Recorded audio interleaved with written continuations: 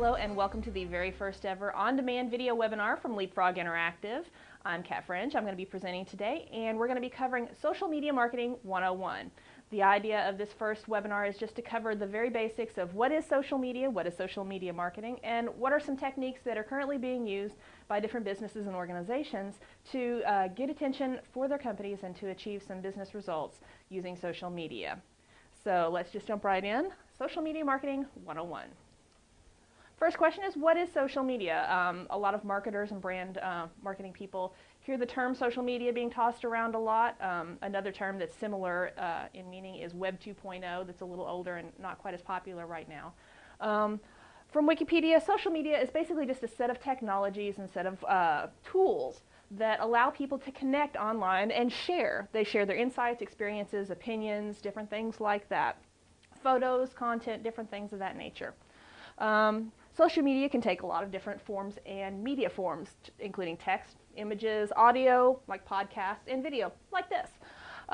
Social media sites typically use tools like message boards, which are also known as discussion forums, podcasts, bookmarking tools, community sites like Ning, MySpace, Facebook, wikis, Wikipedia is one of those, and weblogs or blogs. So, moving on. I think you got a pretty good feel for what social media is now. It just basically is more interactive, collaborative, community-focused websites. Okay, now that you've got a good feel for what social media is, let's talk about what is social media marketing. From Wikipedia, basically, social media marketing is using social media to market your business. Had to say it. Okay. Goals for most social media marketing campaigns will include some kind of viral marketing. That's the thing you may be more familiar with and have heard about before. Brand awareness or increasing visibility and mind share. Selling a product or service. And online reputation management. Taking part in the conversations that are already going on about your brand. So, moving on. Little point of clarification here for people who are not quite as familiar with the ins and outs of interactive marketing and digital advertising, the difference between search and social.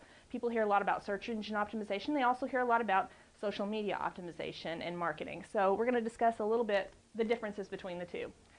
Search, the target is search engines, the robots. For social, your actual target are the human users, the people that are out on these community-based websites. Social enhances search because the more human traffic and inbound links you get using social media, the greater your relevance is in search engines' eyes. Search also enhances social because the higher rankings you get in the search engine results give better weight to your content and makes it more likely for your users to both visit your content and to link to it or pass it on to other users. SMM or SMO, you've probably heard either term used interchangeably, and different people are still building a vocabulary for this stuff because it really is a new field in interactive marketing. For the most part, for our purposes for this series, SMO or social media optimization is going to refer to the passive on-site activities that you take. This is developing content that you think will have a good chance of a viral pickup, or otherwise known as link baiting. Having a dig this button or a spin this button on your corporate blog, forward to a friend functionality. It's things that you do passively on-site, encouraging other people to pick up your content and push it out to the social media landscape. SMM, or social media marketing, is the more active off-site activity that you're taking place in. Pitching stories to bloggers. If you've got an authority blogger in your industry and you've got a really great story that you think that he would like to cover or have an exclusive on, that would be an example of social media marketing. Submitting a story that you've done to a social media news site, if it's a site that's amenable to that. If there are negative posts about your brand on a discussion forum that's in a topic that's related to your industry, that would be another example of social media marketing.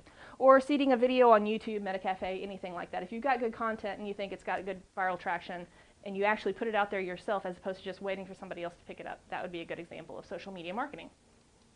Okay, so now we're going to talk about the types of interactions that take place on social media between businesses and consumers. The 5 pillars of social media marketing. The first one is identity-based interaction. This is basically just being out there, having a presence, and letting yourself be known. Association-based interaction is giving people the opportunity to associate themselves with your brand. Facebook has brand fans. MySpace, you can friend, different things like that. Some sites have badges where people who have blogs can take a badge from your site and put it on their blog to show that, you know, they're affiliated with you or they're a fan of your organization. User-initiated conversation.